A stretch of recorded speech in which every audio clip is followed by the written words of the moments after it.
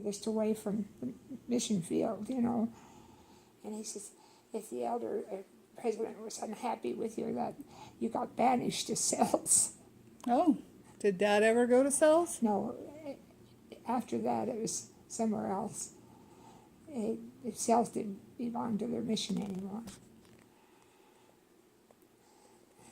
It's just, but he was telling me about, I had heard it before, how riding this bike, how he bashed his face up so badly. You ever heard that story? It sounds familiar. Yeah. Going to pick up his companion, wound up in the hospital with hepatitis down there in Apacheland. And so he was alone for 2 weeks. That's pretty, you know.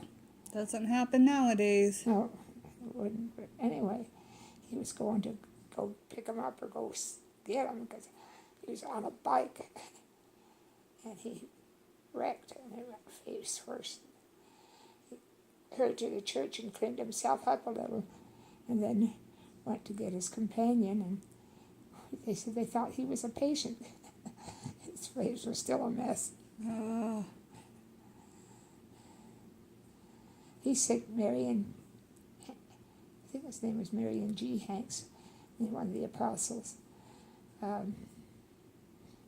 came to their mission. And they were really thinking of just closing everything down there in Apacheland, because nothing was, you know, being done hardly. And Elder Hanks asked Dad, and he says, I was very forceful. No, we're doing a lot of good. And he said, I was positive, and he said, so he didn't say anything more. And then he went up to New Mexico, up to the Bloomfields. He told them that that was a missionary. Aww. He was a missionary when Fred Turley was his mission president. And he was, I think, up in Hopi Land, I think. But anyway, President Turley came by, and he was heading to Snowflake or some kind of a meeting or something. And he just picked Dad up and took him with him to get home and see his family. I love it. And when he was working up there in near Charlotte, his mother used to bring food to him.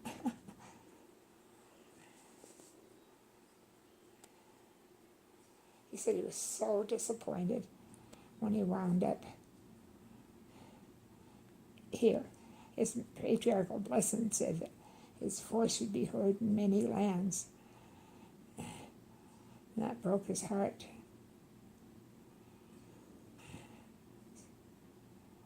I never knew that part. It just was really hard on him. And then he was following in his older brother's footsteps. Jake was in the same mission. So,